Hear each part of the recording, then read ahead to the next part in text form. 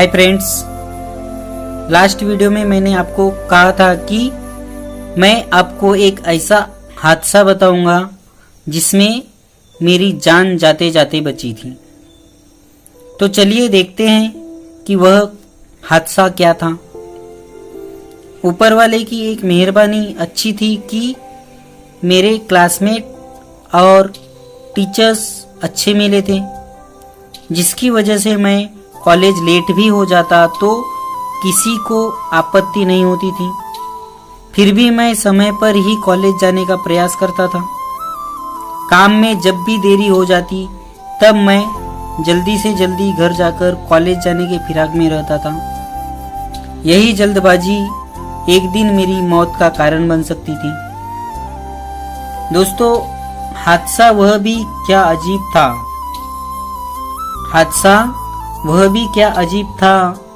जिंदगी की तलाश थी और मैं मौत के करीब था।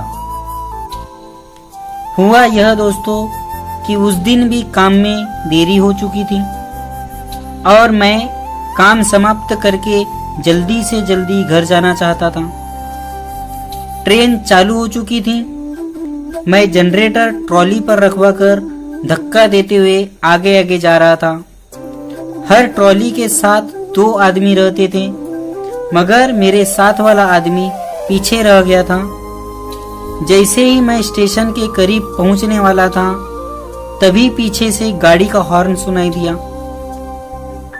मैंने पीछे मुड़कर देखा तो पीछे से गाड़ी आ रही थी। मैंने जनरेटर उतारने के लिए साथ वाले आदमी को आवाज दी, मगर वह दूर होने की वजह से जल्दी से नहीं पहुंच पाया। तब मैं घबरा गया और मुझे कुछ सूझा ही नहीं। गाड़ी एकदम करीब आ चुकी थी। तब मैंने सोचा कि जनरेटर छोड़कर भागना पड़ेगा। मैं भागने ही वाला था, मगर तभी देखा कि सामने वाली पटरी से भी एक ट्रेन आ रही। अब मेरा दिमाग सुन्न हो गया और काम करना बंद कर दिया। अब मैं असहाय सा खड़ा ही रह गया और उस समय मेरी जो हालत थी वह मैं बयां नहीं कर सकता। बस यही बता पाऊंगा कि ड्राइवर ने जोर से ब्रेक लगाया और गाड़ी मेरे एकदम करीब आकर रुक गई। तब तक प्लेटफॉर्म पर खड़े लोग जमा होकर मेरी ओर देखने लगे थे और गाड़ी में बैठे लोग भी दरवाजे से झांक कर देखने लगे थे। तब तक मेरे साथ वाला आदमी आ चुका था और जनरेटर को उठाकर बाजू में रख दिए। उसके बाद ड्राइवर ने गाड़ी आगे ली। तब तक मेरे सेठ भी दौड़ते हुए आए और मुझ पर चिल्लाने लगे। जब उन्होंने कहा कि झटका मारकर पटरी से नीचे उतारना था और बाहर खींच लेना था, तब जाकर मेरे दिमाग में आया कि मैं यह तो कर ही सकता था, मगर उस समय तो मुझे कुछ समझ में ही नहीं आ रहा था। लेकिन तब मुझे एक अनुभव जरूर मिला कि जब किसी की मौत होती है तब उन्हें भी ऐसे ही कुछ समझ में नहीं आता होगा। तब से लेकर घर पहुंचते तक सब के सब मुझ पर चिल्ला रहे थे।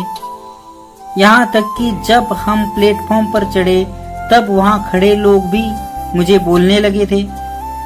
उस समय ऐसा फील हो रहा था कि जैसे मैंने बहुत बड़ा गुनाह कर लिया है और सारे लोग मुझे तुच्छ नजरों से देख रहे हैं।